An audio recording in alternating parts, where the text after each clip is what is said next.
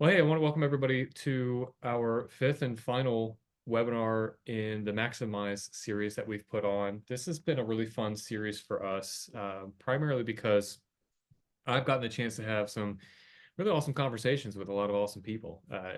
We wanted to, make a difference in this industry by fostering a lot of conversations about really important topics. And this one really hits home for me, just because of how I've grown my own company and surrounded myself and networked with a lot of, amazing voices. And so when we thought about a webinar series that could really make a big impact for others, the word maximize came to mind. How can we maximize our potential in growing our businesses by learning from experts in the industry? So, as you guys know, we kicked this off with Kyle Hunt, a consultant in the space. We talked about knowing your numbers, KPIs, all the fun data stuff.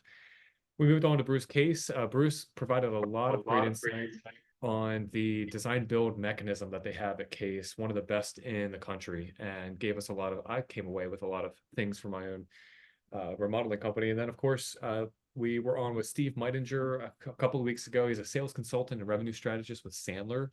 And from that, in case you guys do not know, we are hosting a Sandler oriented design build sales workshop. So if you have a sales team, or if you are the sales team, like I was for many years, it was just me wrestling in sales for my own company. This sales workshop is going to be awesome. Steve provided a lot of great insights. I wish I would have put a picture of my team with Steve. We had Steve come up to our office and did an entire 8-hour day with my entire sales staff, and these guys are energized. They came away with so much information.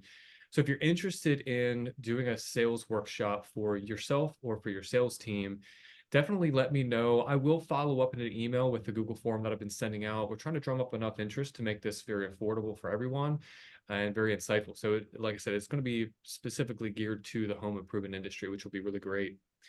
And then last week we were on with Logan Schinholzer. We talked a lot about maximizing content that you can get from previous jobs that you've done, and really present yourself to get the right types of clients. And Logan provided a lot of insights there. The great recording if you missed it. And of course, today we're on with Mike Valente to talk about scaling your business. If there's anybody, Mike, that comes to mind when I think of, going from 0 to 100, it's Elon Musk, and then it's you. So for the home improvement industry, I mean, that's quite an accolade. So let's actually pause for a moment. Mike, I want you to introduce yourself to everyone. I let everybody know why you have the mic today. Like, what's your background? What are you up to? Well, thank you. No, AJ, thank you for having me. I really appreciate being on. Anytime I can share any insights to anybody, I feel as entrepreneurs, it's our duty to help others and at least explain kind of, what has led to our success and pass it on down. So my background, I've been in the construction and real estate space since about 2008. Unfortunately and fortunately, I started right at the start of the '08 through 12 crisis. So that's where I really learned my chops. I am a licensed realtor, licensed general contractor. I don't practice real estate as a normal realtor does, but I always figured it was a good complement. I've always been in the general contracting space and worked for a small remodeler for the first 4 years. It kind of taught me the business. And so in 2012, as we were coming out of the crisis, I ended up, started my own company called MV Construction and Development, started buying multifamily buildings, fixing those up, flipping houses. And we also had a high-end remodeling company. And so I did that for many years. And then at around 2017, we were really fatigued. I'm sure a lot of you all on this call will understand. We were fatigued with some of these high-end projects with high-end owners, high-end design, long lead times, permits, plans, inspectors, all that rigmarole, right? All that stuff that everybody gets. And that got really easy. That got so much easier during COVID. It's so much easier during COVID, right? And so, no, I mean, it was just, we were just got a little bit, we just didn't want to do it anymore. And we said, how do we change what we do and kind of strip out all the things that we didn't like about construction and keep all the things that we did? And so we said, look, we love design, we love before and after, we love, being on site, but we didn't want to deal with the high-end client, and we didn't want to deal with the inspector and the plans and the permits and all that stuff. And so over the years, realtors had always brought us these, hey, would you quickly update our house before we list it for sale? And they brought us that all the time. And we didn't pay much attention to it because it was too small. We were always looking for bigger, bigger, bigger, bigger, right? Everybody's always looking for bigger. I want a bigger project. And so we decided in 2018 that we were going to go smaller, but get really good at smaller, define our processes, and be the best at doing smaller facelift projects. And so in 2018, we opened up a company called Renovation Sells that specialized just on quickly updating houses before they get listed for sale in order to sell them fast and maximize the sale price. And we were the only company that did it in Chicago. And so, I like niches. And so it was something that we were like, okay, we're just going to get really good at this niche. And so we had great success. And in 2019, we really exploded and decided we wanted to expand across the country. What was our best vehicle? And so we decided to franchise. And so in late or early 2020, right before COVID, we started going down the franchising path. And today we've got 43 locations in like 25 states across the US that run our model all over the country. And we just got named one of the fastest growing franchise businesses in the US. And Well so said. that was our quick method. But anyway, that's my kind of 5-minute background on how we got here. But that's an inspiration. Also, probably a recurring nightmare for some of us, right? I mean, that just to think about explosive growth in the terms of like a smaller scale, a small business. Like I feel like we had explosive growth at Cornerstone. Nothing quite like going from 0 locations to 43 in a number of, what, 4 years? I mean, Yeah. that's Three wild. years, 3 years, really, because the Yeah. first 18 months were just, and we can talk about this more, was just about setting up the business to be sold. And then you got to sell it. And then we sold our first locations in like September of 21. And so I think as far as our actual system, I mean, we're still under 3 years old. We've got 40 some locations all over the country. So, you know a little bit about building, you call it business in a box, right? Business in a box. That's Business in a box. So franchising, we'll talk right? about that. Yeah, we'll talk about that here in a second. Just in case someone's watching this on YouTube, doesn't know who I am, I'm sure this is going to be boring for most of the people on this call because I think we have a lot of repeats kind of coming back to these webinars. But in case you don't know, my name is AJ. Maybe not similar background, but I grew up kind of in the trades and started my own remodeling business back in 2011 when my wife was expecting our first. I don't recommend that either. But I quit my job, started my own company. I think a lot of us kind of had that dream and you kind of take that risk. We'll talk about risk here in a little bit too.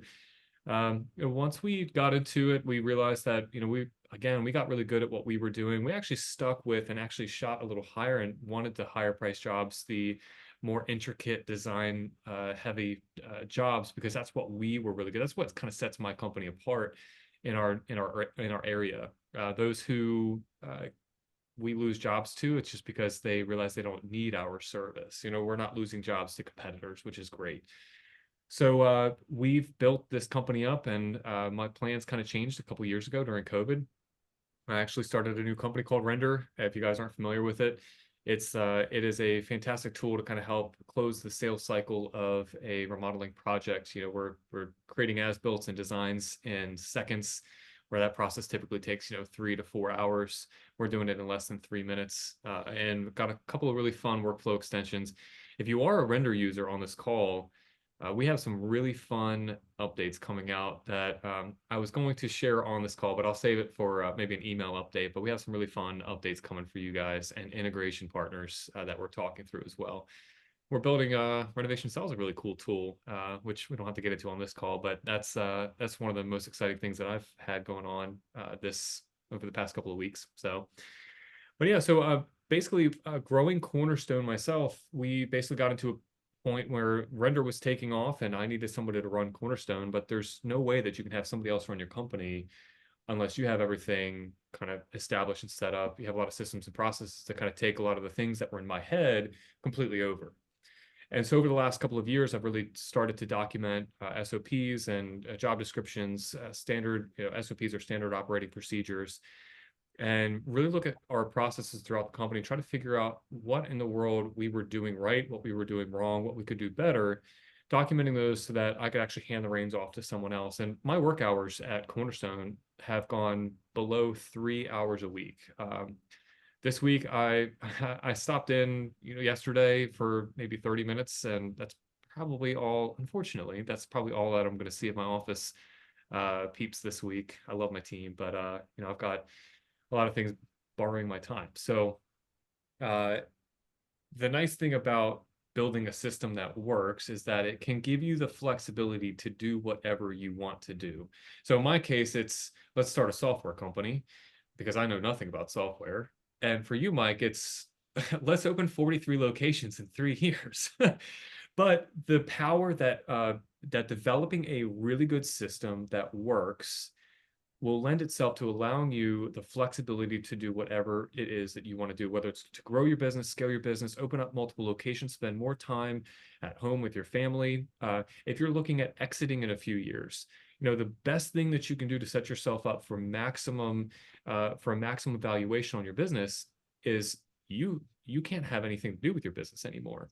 You need to make sure your business is established so that if someone wants to come in and take over, Mike, this is probably very similar to the franchise model. You need a business that someone can just hop into and say, I know exactly of everything that goes on in this company, right? So it's a transparency piece. So before we get into all that, I just had to say here, like, this is kind of the best way that I could kind of describe where we're going to go in this conversation and kind of like stepping stones on how we make our way out. But let's start simple. Mike, why'd you do it? That's a great question. And I laugh because it's a multiple part. I did it because, I have big dreams and big aspirations, right? And that's someone that I've always been. I did it because, I don't ever see boundaries as a human being. I'm someone that says, let's say yes, or if you're not going to give me, if you're going to tell me no, who's going to say yes? That's my personality. I did it because I feel like I am a true entrepreneur, and I just always feel like I am capable of doing anything I want to do as long as we put our head down and do it. I did it because I'm half crazy. I did it because I had a good team around me, so that's why I laughed when you said, why did I do it? Sometimes I ask myself, why did I do this? Why couldn't I just run a local remodeling company and not have to be all over the place? Because essentially now we're running two companies. I have, my Chicago operation, which is our corporate location, and I have a big franchise system that I oversee. And so those are all the reasons why I did it. AJ, why did you do it? Why did Oh my you gosh. why did you start a software company?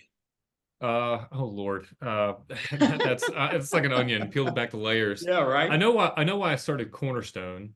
Well, I Yep. know why I started Render as well, but I'll start with Cornerstone. I knew that I wanted to build a business that I've always had this idea of having this like core vision and mission for like kind of what I wanted to do philosophically, kind of with my life. Right. And I'm cut from the same cloth. Dare me not to do something. Right. That's kind of like my MO. It's like dare me Right. not to. Yep. So it can get you in trouble. Don't get me Of wrong, course it but can. Yeah. uh, but I wanted to build something. I come from very humble beginnings. My parents didn't have a lot of money, neither did any of my grandparents. Had some just some childhood stuff that I wanted to leave behind, right? And growing up and kind of coming into like I didn't even graduate high school, right? So I entered myself into college in 11th grade, never finished high school, kind of did college for a little bit, and then just trying to search for what I wanted to do. And I knew that I wanted to pour my heart and soul into something. And for me, that was I wanted to build a business that I can help other people thrive. So for me, it was like this idea of building a business that prioritizes life, and that was kind of like my core vision for building Cornerstone. Fast forward to Render, and really it was kind of the same thing, right? Dare me not to do it. We searched far and wide for a remote engagement solution during COVID, and there was none. And we were told, well, you just can't do that. You can't operate a remodeling company, a brick and mortar location remotely. And I said, well, why is every restaurant, why is every doctor's office, why is every retail giant, why is every fast food place doing exactly that? So we said, okay, well, what would it take for us to build a remote engagement tool for remodelers? And so we did back in 2020, and it worked. We added $1 million of business that year, selling jobs completely remotely. And we said, holy crap, we actually have an idea here that is worth something. We won an award for it, the Case Entrepreneur of the Year award back in 2020. And we said, okay, well, someone's bound to do this. Waited a year, no one's doing it. We're like, all right, if no one else is going to do it, we might as well be the crazy ones to do it. And I didn't know the first thing about software. I didn't know the first thing about starting a SaaS company, a software as a service company. I didn't know the first thing about raising venture capital. I'm just a lowly contractor. I swing a hammer all day. I break things. But we said, let's just do it. So I did a lot of research, put my head down. And I think this is probably very similar to a lot of stories, from people that are a part of this webinar that will watch this. Is like, you just you just show up and do the work. I mean, Mike, you said this. We've had conversations about this. Like, if you want something to work, you work incredibly hard to make it happen, right? I want my business to work, so I'm going to work incredibly hard to make it happen. This applies to everything. I want my marriage to work. I'm going to work incredibly hard to make that happen. I want a good relationship with my kids, so I'm going to work incredibly hard to make that happen. And for me, I wanted to make a difference in other people's lives. So I'm going to work incredibly hard to make that happen. And you just show up and put in your time and get it done. For me, the why is, kind of set a little higher, outside of business. It's just, I want to build a life for my wife and kids and for other people's, families as well. Um, so defining the why for me was, for both companies, I involved my wife in both decisions. I'm like, hey, are we actually going to do this? Because you know how much work this is going to take, right? And so she signed off. She's like, yeah, let's do it. So I have a great partner in this. So I have to say, if you're married on this call or watching this video, involve your spouse in that decision, because I tell you what, when times get tough, I went through hell and high water last year between both companies, just taking up over 100 hours a week of my time. And that takes a toll on everything outside of work. And my wife stood right beside me through that. She's like, look, this is a season. You got to do it. You got to get it done. And I didn't have to compete, have my wife's time competing for my work time, because she understood why I was working so hard, right? Because we couldn't let it fail. So Yeah. Entrepreneurship is a family affair. That is for sure. So your wife or significant other should be on board with your entrepreneurial journeys, because it is not singular. That is a fact. yeah, yeah, big time.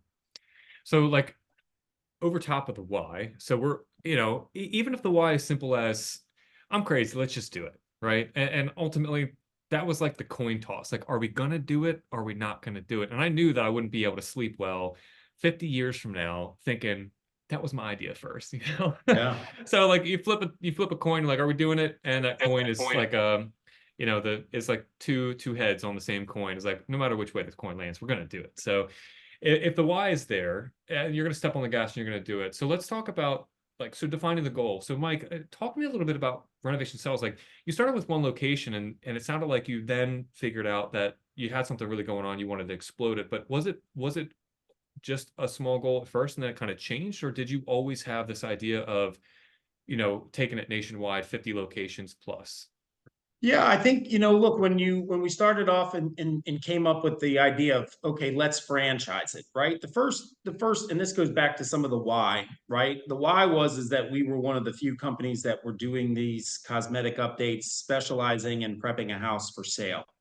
And similar to you, AJ, like, we looked around and no one else was really doing it. The pre-sale renovation space, if you all are familiar or not familiar, was really created kind of in that late 17, 18 timeframe. And we were one of the creators. And we didn't set out to create something that was, game changing. We just set out, to give ourselves a new job. But when we realized and we looked around that no one else was doing it, and then we realized and looked around, and with all the realtor partners that we partnered with, we just knew that this would work in anywhere USA. And then we realized, well, look, what's the best way to scale this thing? We really had two options, and I know everybody here's in remodeling. And so one option is, do we want to oversee a multi-state construction operation with project managers from Chicago, and then managing project managers in Maryland, where AJ is? That was a hard no. We just realized you can't. How in the world are you going to manage a project manager that you pay $80,000 a year from? They're going to give project management level service. And then so we were like, well, how do we do this? And then franchising was like, well, franchising is an ownership model, right? When people buy franchises, they own their location. And that is what's super important, especially in home services and especially in remodeling, because you have to give that ownership level of service. And so a lot of the why that we decided to do franchising, stems back to us answering some of those questions. We were first to market. We wanted to move fast. Franchising had that ownership method. And because we were not brick and mortar, because we don't have equipment and things like that, it was just easy. We said franchising was the way to do it. And so, I think defining the why and understand, and your why can be anything, as you define the why. I want, why do I want to do this? I want to do $5 million in system sales, 5 years from now, because that puts 20% down to the net and that gives me a great life. That's your why. And that's kind of what you then go for that. Your why doesn't have to be national and world domination. It can be, I want to run a, Cornerstone and only show up 3 hours a week and go on my boat in the Chesapeake Bay for the rest of the time. That's your why. And that's okay. And so defining that why I think is important. But our why is first to market.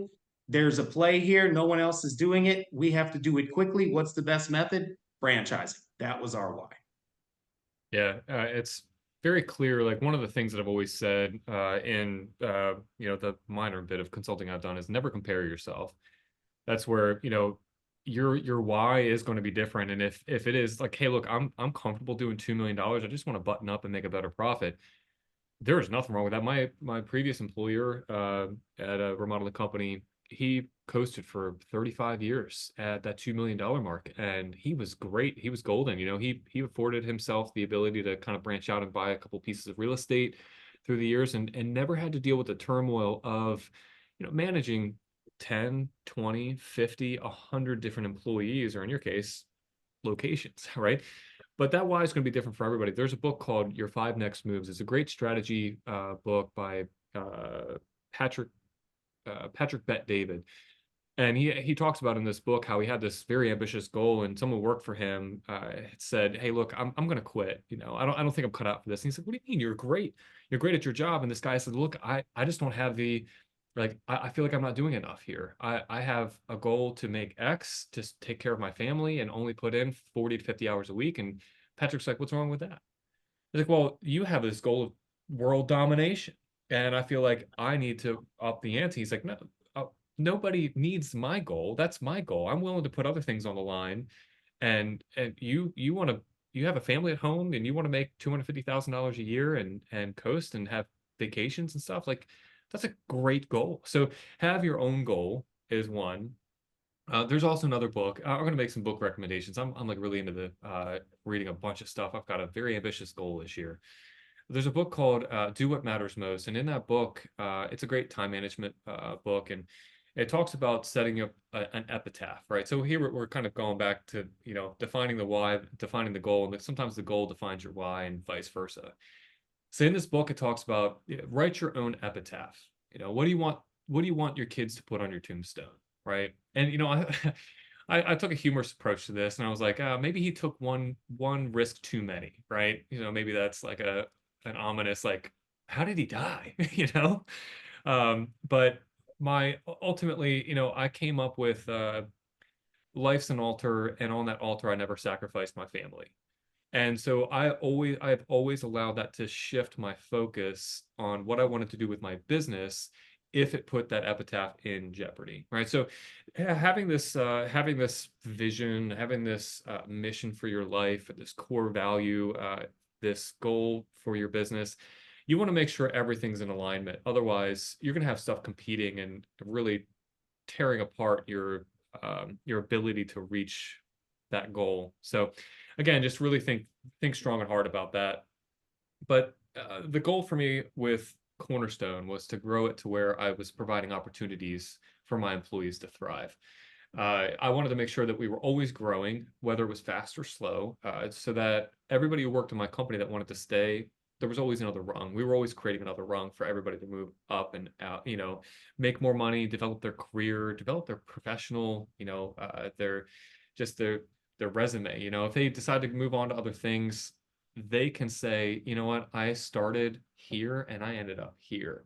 My first designer that I ever hired, one of my first employers, she is now my general manager at Cornerstone. She took over the company, in 9 years is all that took. So, kind of like check that, goal accomplished. But defining the goal is really important. So once you have that in mind, let's spend a couple minutes on this. So I think this is why a lot of people actually join the call. It's like when we're talking about systems and actually, so where you're targeting, how do you develop systems for where you're headed?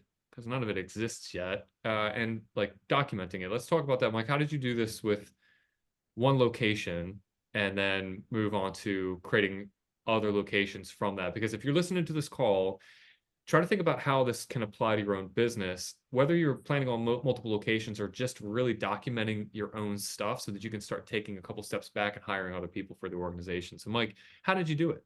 Yeah, well, great question. But let me go back to the origin because I have no idea where people are on this call. But when we started Renovation Sales in 2018, we were similar to probably a lot of construction companies at that time. I'm not saying all, but we were still writing proposals in Word docs. We were still writing and doing things with hand and just the way that it's always been done. And so when we started Renovation Cells, and I think this is the development and document part, the first thing I knew is, okay, if we're going to start a new company in 2018, the technology is out there. What technology can we use to make us efficient? And so I think that's really important because that's almost like the start of the documentation process, right? If you're doing things a certain way, and I hope everybody's using technology on this call because there's just so much tech out there for us in remodeling. But starting the use of technology, a project management software, a bidding software, a CRM system, things like that is really are what the first steps are to start to streamline and make your company efficient. Because the minute you become efficient, then you can become and spend more time doing the documentation and tweaking your systems. Because that's If a lot you're of hard work too. inefficient, it's going to be hard to document because you actually don't have an efficient process. So my suggestion is look at any tech you can use today that can make you most efficient, right? And that's our bidding went from 3 hours to an hour or whatever it was. That just made us more efficient. And now with And then render, it's and going to now with be render, yes, instant, right? it's going to be instant. So That's yeah, but I think that's important. And then once you can become as efficient as you think you can with just off the shelf technology, then it's time to dig into all phases. Okay. And you almost have to break your business down into buckets. What is the life of a project? Somebody calls, right? How do they reach you? What do you do when they reach you? What are the next steps? And so it's like someone calls, then you schedule appointment, then you have, but in each bucket, okay, they call you. What sort of qualifying questions do you start to ask on that call? Okay, it's time for a meeting. How quickly do you meet? What are the questions that you ask and do once you're on site? And you start to develop the process for each stage, right? And that goes into bidding. That goes into, what do you do before you present the bid? How do you present the bid? And so, really taking an objective look. And it doesn't have to be you, it can be your team. You can bring in outside counsel, developing that look and breaking down all segments of your business into sections and then writing them out to say, okay, this is what we're working with, and then start to digging into where the inefficiencies are in terms of what can we get better at. And I right. think that's not something that's ever fixed. That's a fluid. And AJ, I know you would say the same thing. That changes for us today. You have to constantly adjust, and the market's very different today than it was in 2018 and 19, and so we still adjust and have to adjust all the time. And so, that's my suggestion, is trying to break your business into buckets, defining what's in each one of those buckets, looking at that process in that bucket, and then constantly, readjusting and retweaking that process to account for whatever environment you're working in today. Yeah, there are a lot of people listening to this, I'm sure, are familiar with the EOS system, so Correct. entrepreneurial operating system. Traction is a great book. If you haven't read it, suggest you do. That's probably one of the most influential books. Now, we've never had any formal EOS implementation done. We've self-implemented a lot of the stuff that we've learned from this. But one of the things about EOS is, when you're talking about documenting process, it's the same exact. You had an EOS mentality with that. Like you really have to break it down. So in the book, it talks about like you have to start with core processes. We're not talking about all these little fringe things that you do, like, hey, when the this is how we're going to track oil changes in the car, right? No, no, no, no, no. We're not talking about that stuff. We're talking about core functions to your business. How are you tracking your leads? How do you know how much is in your pipeline? How are like you said, how are you logging your leads and tracking them through your entire pipeline? How are you producing them? How are you invoicing them? How are you tracking change orders? Like we're talking things that can sink your business if you are not doing them right. And when you have your eye off a bit and you peek back in, somebody else also needs to know how to do those things, right? So we're talking about identifying core processes in your company. You will have 20 or 30 core processes. My suggestion is you break it down into different departments. You have marketing, sales, production, operations, accounting. Focus on the top three in each category. Say, okay, like you said, technology is important. Find integrated technologies, software stacks that speak to one another. Our accounting software talks to our project management software, talks to like literally everything else. And Zapier is a great tool. So once you identify those core processes, you're going to want to break down like what happens in each one. That's when you start to document, okay, what happens from this point to this point to that point. And then, finally, when I'm like speaking like a true Gino Wickman person here, what does he say? I can't remember the exact quote, but there's a quote by him that he talks about like you can literally hand a document to someone. You can literally hand a packet of information, and this is exactly what you do with your franchisees. You called it an FDD. Can you explain what Yep. that is? Yeah, so before you can franchise, you have to file what's called an FDD. It's called a federal disclosure document, and that has to be filed with the Federal Trade Commission. The Federal Trade Commission, the FTC, governs the sale of franchising across the United States. And even more granular than that is, it's governed at a state level. Some states require more information, some states require less. But, part of the process in 2020 that we had to go through was, we had to start to develop not only our FDD or federal disclosure documents, but also we had to develop the franchising manual. Both of those documents separately are, plus or minus 150 pages each. And it's essentially the FDD is your business model in an outline, or your business plan, I should say, that, this is everything we do. This is who's in charge of it. These are the opportunities, the financials, and then it's what's called a franchising agreement attached to that. And that's essentially the operating agreement between us and the franchisees. We own Gotcha. the rights, the marks, the systems. The franchisee buys the rights to their territory, and they have protected rights based off of zip codes. That's for our system. And so there is a very detailed outline of the rules of engagement. And so that's one plan. And then the other plan is the manual. Okay, how does your business actually run? If someone were to pick it up and say, read the manual, how does it run?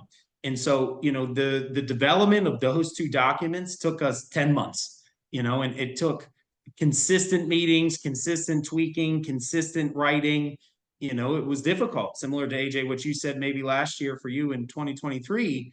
You really had to dig in and think about your business. And it's hard to take a look inside of your business. Your business inside and out, but can you hand documents to someone else and allow them to know your business inside and out? That is difficult. And it Mhm. takes time, and it takes, we had consultants that helped us, but it was something that we labored over for almost a year. And if anybody's listening to this piece of advice I have, roundtable, peer review groups, consultants, EOS implementer, get someone to walk alongside you. If you're planning on growing or just really want to tweak and refine, have someone walk alongside this journey just to keep you on track. It is a lot of work. It's even if you're not growing, you're just trying to document things. You have to think from a different perspective a lot of times because you're handing documents to employees that are not owners of the company that know how to react in certain situations. Like I wouldn't have said that in that appointment. I would have said it this way, right? But you're not there to like provide that feedback all the time. So from training manuals to standard operating procedures, have someone coach you through what those things look like, what they should look like, and kind of look at things from a different perspective. Well, I Because also think just entrepreneurship in general, and all of us, if you run your own business, I speak a lot about this, is that, we don't always have an office door to knock on. When you're the owner or the top of the food chain, it's who are lonely you up here. asking? Who are you asking? I say this: heavy is the head that wears the crown. And so, everybody wants to wear that crown until the weight of the world feels like it's on top of you. And, so having other people, that you can counsel with. And the other thing I always say is, guess what? The best hitter in baseball has a hitting coach. Yeah, I have a business coach who was a CEO and sold a company. He's 75 years old. He has a coach. And so the point of that is that seek outside counsel to help you. It doesn't matter, try to remove that ego if you have one, and try to get people to help you. I think it's important, especially when you're running your own ship. There's no way that you can know everything. It's impossible. that's why we wanted to do these webinars, That's right. because I'm learning enough from a lot of people that I'm surrounded with, and if I can be helpful too, I feel like I can share a little bit of my knowledge, but I don't have everything figured out either. I'm actually Right. involved with a business coaching program called C12. It's actually a Christian business coaching group, and it's been instrumental. Again, Right.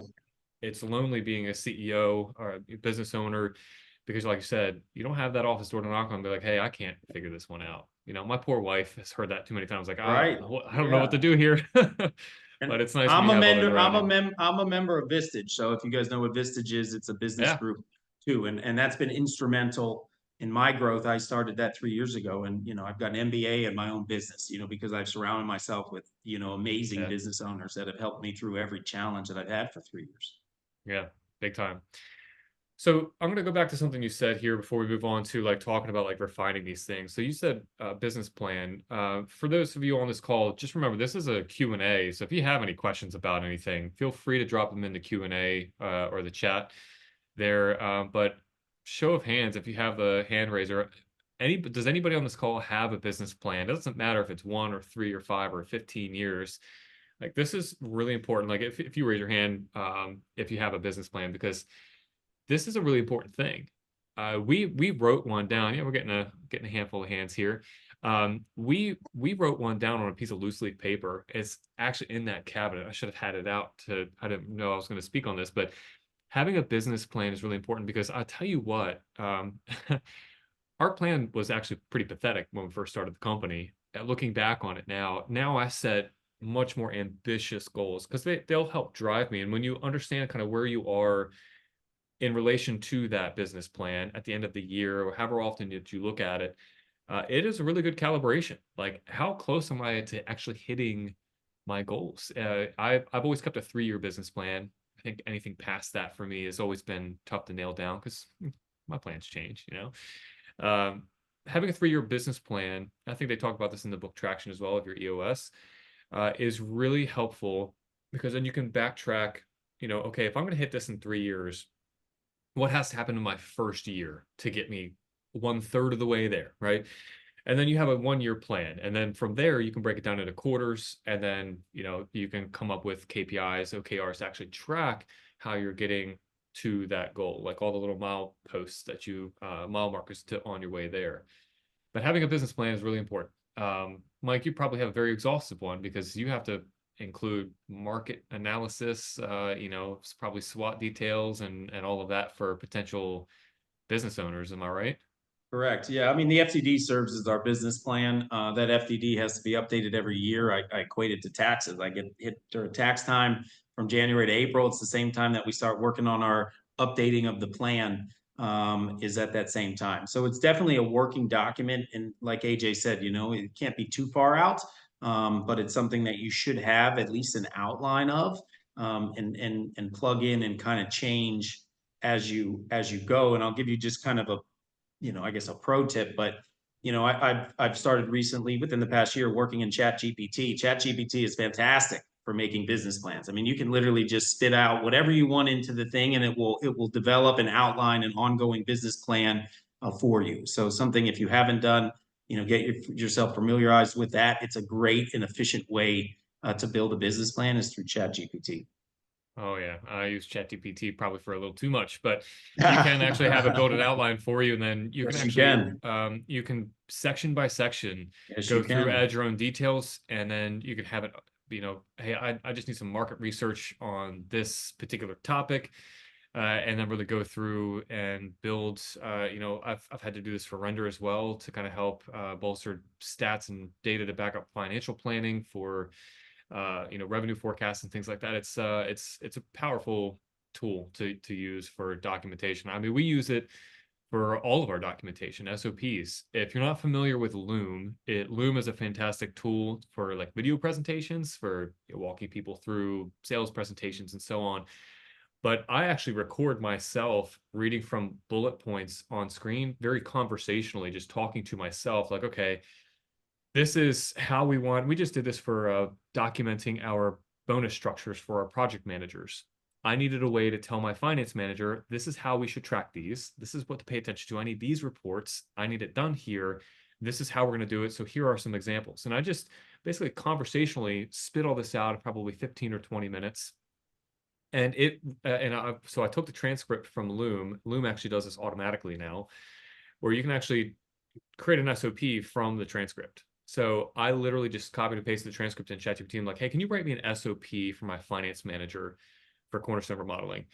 And it literally took the transcript and it wrote me this beautiful SOP. And I was literally just like, all right, I scanned it and I'm like, here you go, Beth. Here you and go. and it is fantastic. And it saved me, like, it probably would have taken me a good 6 hours to write something that thoughtful. It took me 15, 20 minutes with Yep. ChatGPT. So it Yep. is nice. It So is here we go nice. talk about streamlining, right? That's right. So tweaking and refining. So I'm going to go back to a comment that you had made about, you're always you're never done, right? You're never done. And that's one thing that I will emphasize here is that you never have it perfect. You never nail it down. And if any of my employees are watching this, we have come up with processes around the company, new ones, revised ones, and it always seems like we're changing how we're doing things. And although we're not, we're just tweaking. We're finding like, hey, look, we have to be nimble, right? We're trying to figure out, okay, this isn't working as well as we hoped it would. So let's figure out why it's not, and like kind of grease this up and get it to work better. And we'll have employees that are like, see, I told you that wasn't going to work. I'm like, I never said it was going to work. I was just giving it a try. Good old college try. I'm going to try to make it work. And if it doesn't work the first time, you bet your ass I'm going to go back and I'm going to try to make it work. And we'll tweak and change things. And we'll take this works, but let's add this in. How often are you doing that? I mean, you're trying to do this across 43 locations. How does Yep. one person do this really well? I have one answer for this question. Like, how does a business owner tweak and refine and roll things out really well when, like, I used this expression last time, while you're building the plane while you're flying it, right? How do you Mhm. how do you manage that well? Well, that's hard, right? And that's what we had to do. And I say that often too. We really built the plane for the last 3 years while we were flying it. And just an example, we spent 18 months getting ready to sell our franchise, and we didn't sell anyone. And then, in September of 21, we didn't sell one. We sold 4 locations, which is fabulous. But guess what? Now we have to train them. We didn't have a training program. And so we had 4 franchisees signed up to come to training in 4 weeks, and we had zero outline of a training program. So we had to stick our head down for 4 weeks. I remember sitting in the library, which isn't a place, I have lots of energy. It's hard to get me to sit down in one place for a second. And I had to sit there and write. And this was before ChatGPT. And so, Uh, there's two different kind of, explosive growth leads to, you got to build the plane while you're flying it. And some of that is you have to kind of identify what is most important, and then you have to leave some of the less important things. Just, they're less important, they're not perfect, they may not even be good, but you don't have time to get to it. And so I think you have to look at this in stages of where you are in growth. Today our plane is built, and now we're going back, tweaking and refining everything that we have built. We really don't need much more. We have a great training program, we have a great sales program, we have a great support system. I've got a design team, and all that stuff is built. And so now you go back and tweak and refine. And I think it's, again, going back into the different buckets of either marketing or advertising or sales, what's working, what's not. Because again, when you're not in, a big company, and it's just you, or you and a 2 or 3 staff that help you, it's just, there's things that aren't right. And so constantly evaluating, understanding, and look, you have to challenge the status quo in some capacity. Like AJ said, like, I'm going to give it the old college try. I think this may work, but it may not work. But at least then it doesn't work, and then you can move along. And so I think that's part of that process too, is being unafraid to try things, understand that failure is part of growth, and that continuous evaluation is very important to that growth. The minute you think you've got it all figured out is the minute you're on your way to decline, and that, your business is going to be obsolete. And that's a fact. Yeah. And so you constantly just have to be on your toes and realize that there's always something better, and let's make it better. Yeah, what's that Thomas Edison quote? I didn't fail. I just found 10,000 ways to not make a light bulb. Right. You know, just keep trying.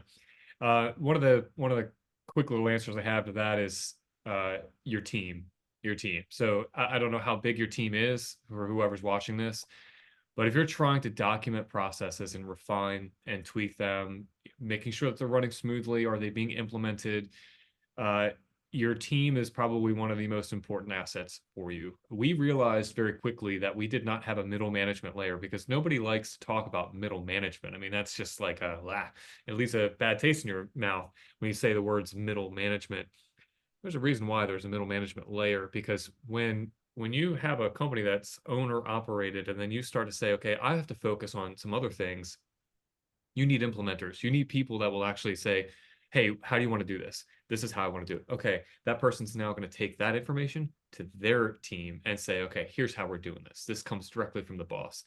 We were missing that middle management layer. And, we were, gosh, it felt like we were losing nuts and bolts all over the place. And we had to kind of tighten back up, say, okay, what are we missing here? And we actually hired a couple of really key personnel within our organization that we actually didn't even anticipate hiring, but we knew then that we needed it. Now I look back, I'm thinking, how dumb was I? Like, how did I think that I was going to roll this out without having an actual marketing director? Like, I can't have four different components to my marketing department without somebody who's actually running it. From sales, marketing, production, even just operations management. It's really important to have real key players in place. Word of caution on that is don't underestimate the toll that growing your business is going to take on your team. So if you have key players, definitely make sure that they're on board with where you're headed with the company. Having that visions, where you want to be in 3 years is really helpful.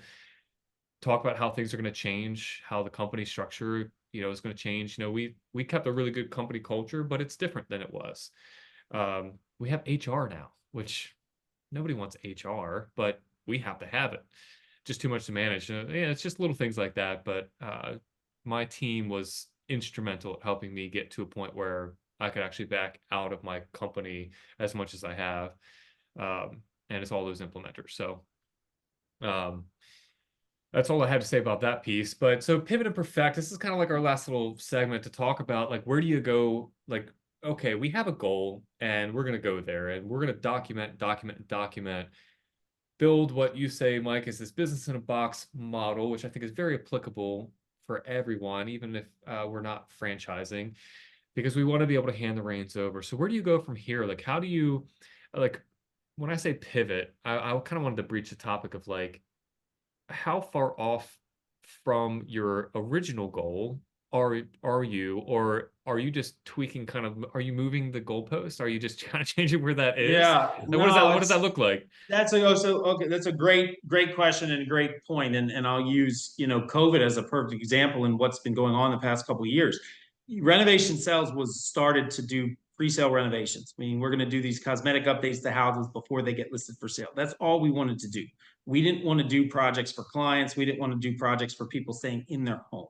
And the reason why is we wanted to remove the emotional aspect of renovation. You guys can all, the biggest pain point that us as remodelers run into is the emotional aspect in some capacity. And look, we have lots of pain, so don't get me wrong. But the client's emotions is a huge pain point for anybody, right? And so when we were working on houses that got listed for sale only, people were moving out. They were less likely to be as emotionally involved. It was no longer for them. Fast forward through COVID, what happened in 2022, and then the Fed signaling that we had an inflation problem because they were, the US was flooded with money. And they decided that they were going to, drastically increase rates until they got inflation under control. What we knew was going to happen, it was that was going to kill the for sale housing market. And it Yep. did. We have the lowest level of inventory that we've seen in like 20 some years. And so in February of 23, we decided that we had to open up the system to people who were also moving into their homes or people that were staying inside of their homes. And because we could not run a strictly pre-sale business with what was going to happen and what did happen to the for sale housing market.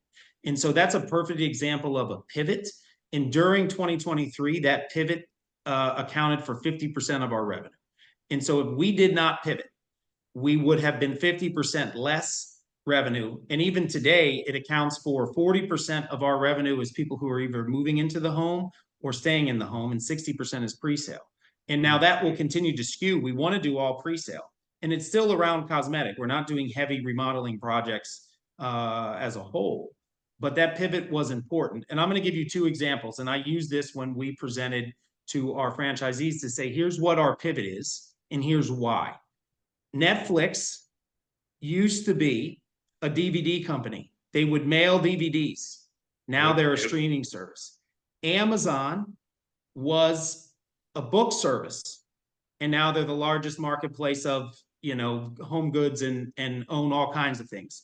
And I think those are two big examples. Now, we're not Amazon, we're not Netflix, but that's a perfect example of pivots that you have to make in any large company that has sustained growth and profitability has had to pivot moving forward, because that's the nature of business.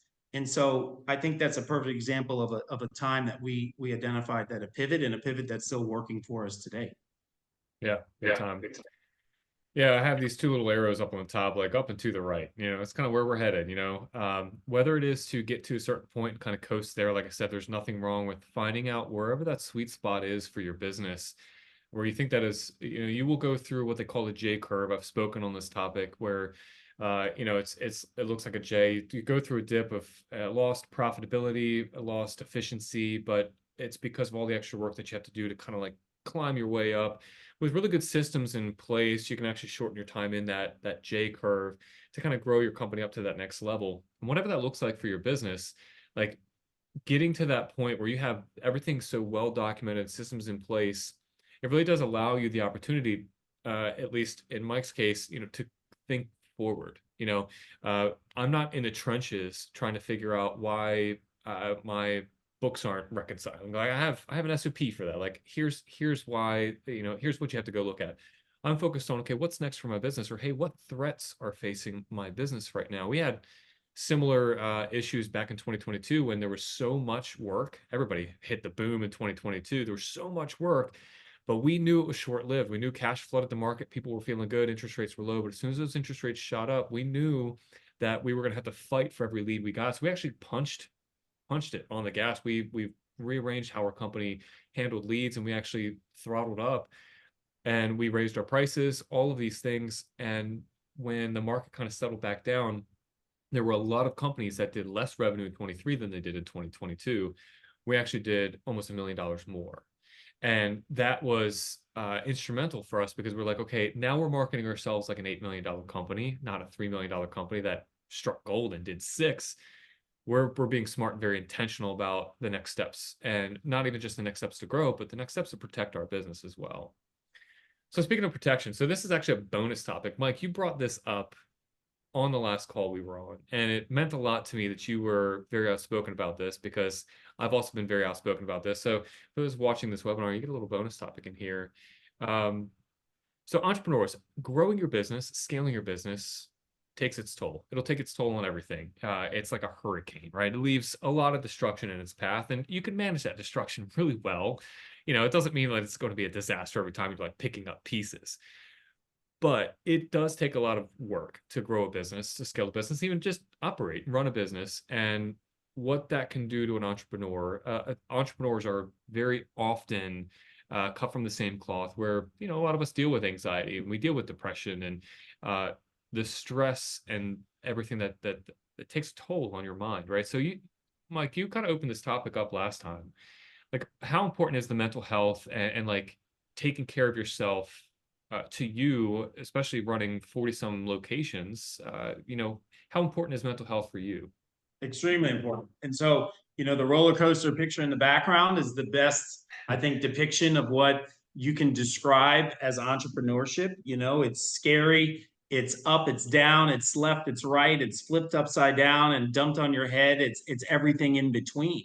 And that's not normal. Most people go to work. This is most people, right? Most people go to work every day. They have a paycheck. They have a 401k and health benefits, and they can show up and they know no matter what happens. Now, this isn't always that they're protected. Their family's protected, and that's a way to go about, and that's It's a way they want predictable. to go about. It's predictable, right? And Yeah. predictability leads to stability. Okay. Entrepreneurship, you have no idea what the hell is going to happen on any given day. You have no safety net. Your whole life is riding on this. Your family's well-being is riding on it, and that stress becomes real, And like you right? said earlier, you are the top of the food chain. So when there is someone who needs to answer for something, it's Correct. you. Yeah, without question. And so I think just, I like to talk about mental health and entrepreneurship in general and just understanding that, this is real. I think it's not spoken about enough. I'm sure in the remodeling industry, especially with dominated by mostly men, it's not spoken about. But understanding that what you're going through is what we're all going through, and kind of bringing this to the forefront to say it's okay that you feel that stress and anxiety. It's real. Something, and the best thing that I've ever learned in my life is I meditate almost daily and have for the past 6 years. And what it really does is it calms that inner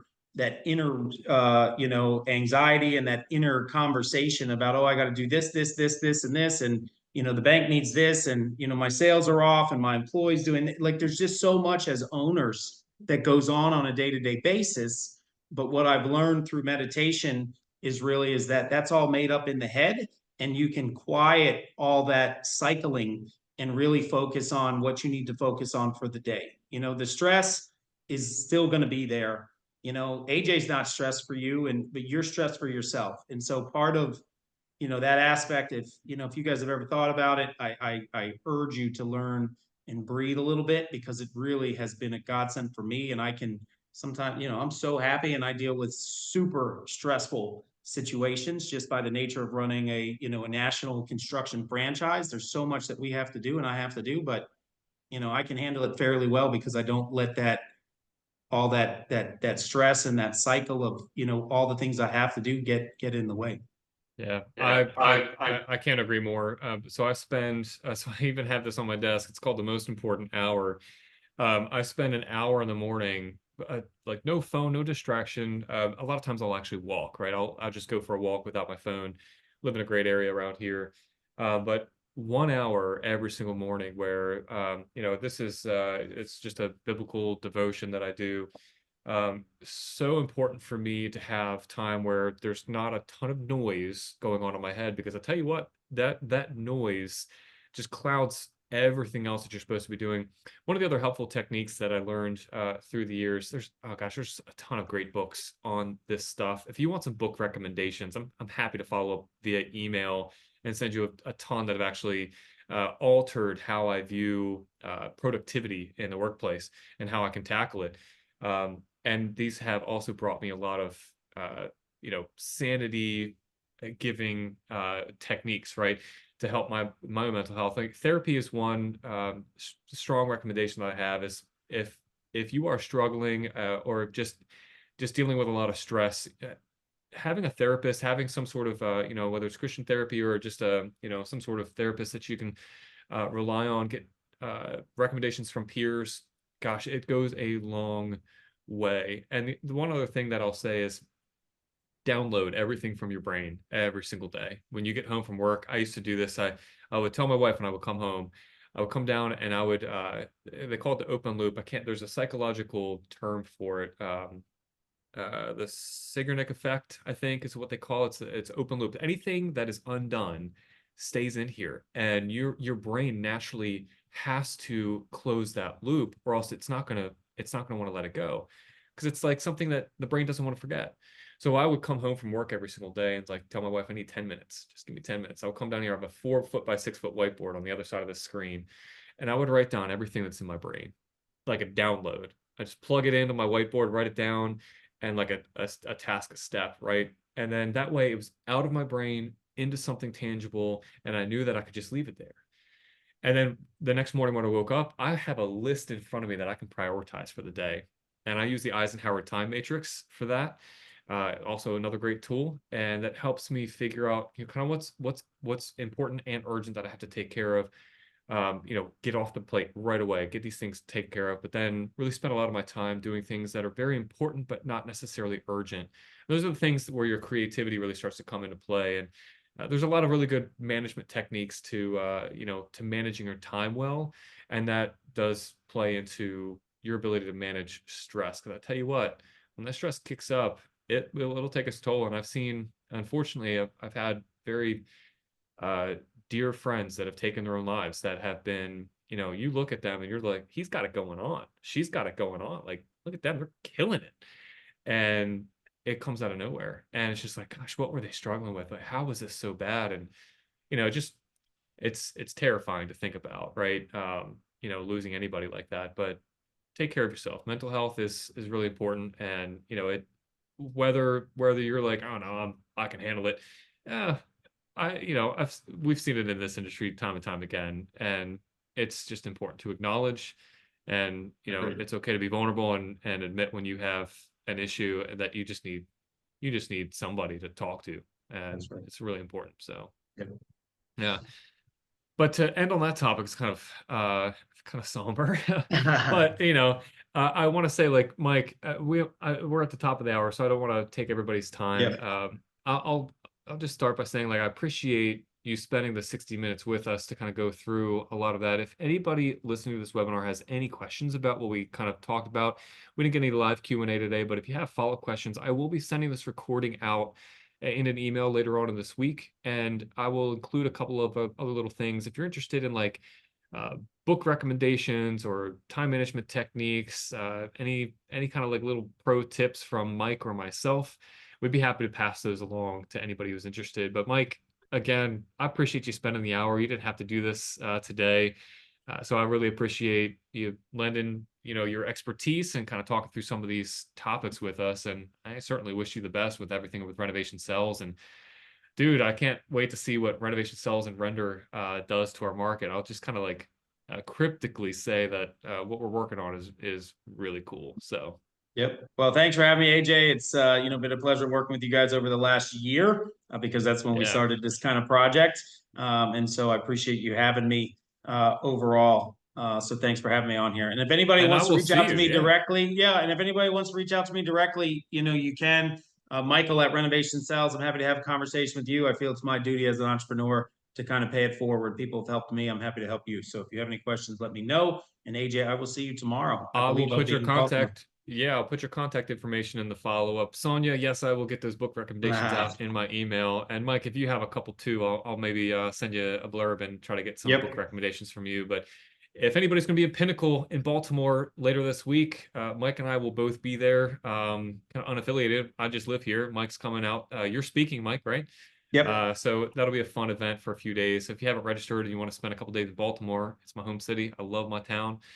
Come out and look us up while you're there. Yep. So All right, guys. It's good to see y'all. Thank you, AJ. thanks, everyone. I appreciate the time.